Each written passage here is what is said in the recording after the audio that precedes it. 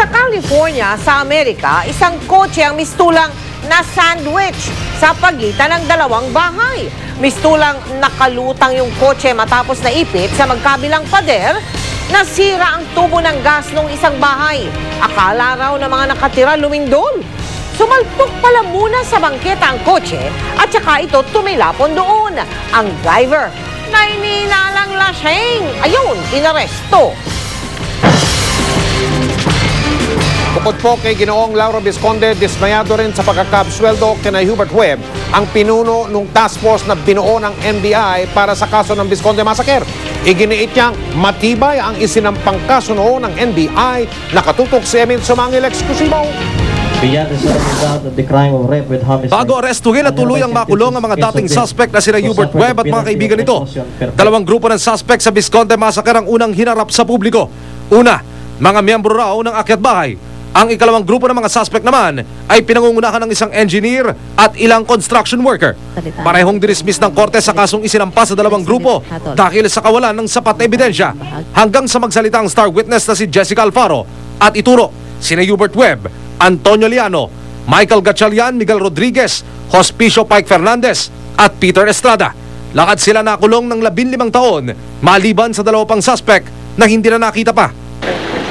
Si dating NBI Special Investigator June Nombre III ang isa sa mga tumayong lead investigator ng binuong Task Force Jacares na humawak ng investigasyon ng Visconde Massacre noong dekada 90. Si Nombre ang sinasabing naging tulay kaya naging state witness ng prosekusyon si Alfaro. Nagbibigay daw ito ng tip na may kinalaman sa illegal na droga. Kung sabihin ko sa'yo may alam ako dyan sa Visconde, ang feeling ko kahihiyan dahil 92 ako pumasok hindi ko alam talaga yung case na yun. Okay. I referred her to Atty. Figueras and Atty. Pete Rivera. After a closed-door interview which lasted around 2 to 3 hours, sabi nila, iyan ang witness, develop na lang natin. Nalaman agad ni Nombre ang desisyon ng Korte Suprema pero dismayado siya.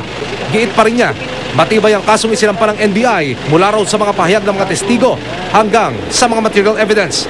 Ilang taon nang retirado sa NBI si Nombre at ngayon nasa linya na ng pagnenegosyo. At ang pagkakalutas daw noon sa Visconde Massacre ang isa sa maituturing niyang accomplishment. Sila, 100%. Nothing more. Talagang morally convinced kami na sila. And a lot of people are morally convinced na sila. Ngayon, kung technicality lang sa DNA, at that time we should take note that there was no DNA at that time. Si dating NBI Director Mariano Miso naman, nire-respeto ang desisyon ng Supreme Court pero nanindigang hindi siya pabor na mapawalang sala sina Webb. I'm sorry for Mr. Visconde. Of course, I am disappointed na hindi nagbunga ng maganda yung aming ginawa. Halos 20 taong binantayan ng mga Filipino ang malatalinobelang Visconde Massacre. Lakat halos ng galaw noon ang kampo ng mga Visconde at Webb. Sinusubaybayan sa haba ng itinakbo ng kaso at sa dami ng mga dokumento at ebidensyang naipon, kulang ang isang van para pagkasyahin ang lahat ng ito. Sa NBI nakatago pa rin ang ibang ebidensyang ginamit bukod sa kontrobersyal na semen sample na nakuha kay Carmela. Ang tanging nasa pangalaga ng NBI at ang mga litrato ng mga swab sample kay Carmela na nakalagay sa 3 slide. Ayon sa NBI na i-turn over na nila ito sa Parañaque RTC, bagay na itinanggi ng naturang korte. Emil Sumangil, Nakatutok, 24 Oras. Chika Minute! Tumanggap ng parangal mula sa FAMAS ang Kapuso Twin Stars na sina Barbie Forteza, Joshua Junicio, Bea Binene at Jake Vargas. Standout naman sa red carpet ang ilan pa nating mga kapuso. Makichika kay Lar Santiago. Sweet sa kanyang pink mini dress ang Kapuso Twin Star na si Barbie Forteza na dumating kasama ang kanyang ka-love team na si Joshua Junicio.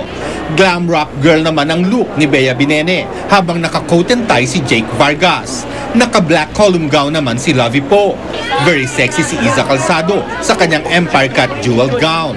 Si Heart Evangelista, sophisticated sa kanyang bronze dress courtesy of Ino Soto.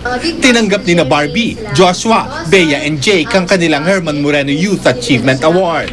Nagpapasalamat din po kami sa FAMAS at syempre Kuya Germs. Sa lahat ng fans sumuporta sa amin. Very happy rin sina Jake at Bea, lalo't kapwa nila first award ito. Dukot ang tinanghal na Best Picture at Best Director din ang director nitong si Joel Amangan. Best Actor para rin sa dukot si Alan Dizon. Best Actress naman para sa pelikulang Sagrada Familia si Lovie Poe.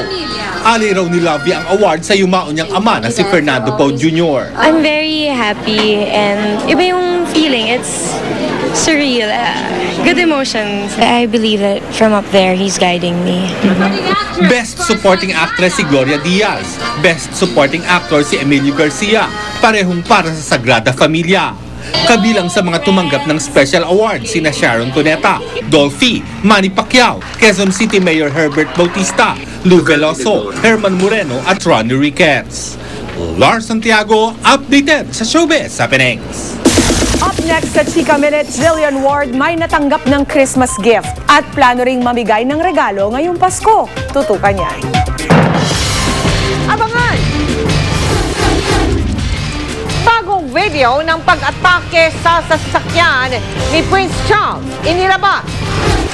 Mga taga Mountain Province, hinandugan ng pamasko ng GMA Kapuso Foundation. At mga parol sa paligid ng US Embassy, inilawan na. Walang patid na pagtutok dito sa 24 oras. With Globe My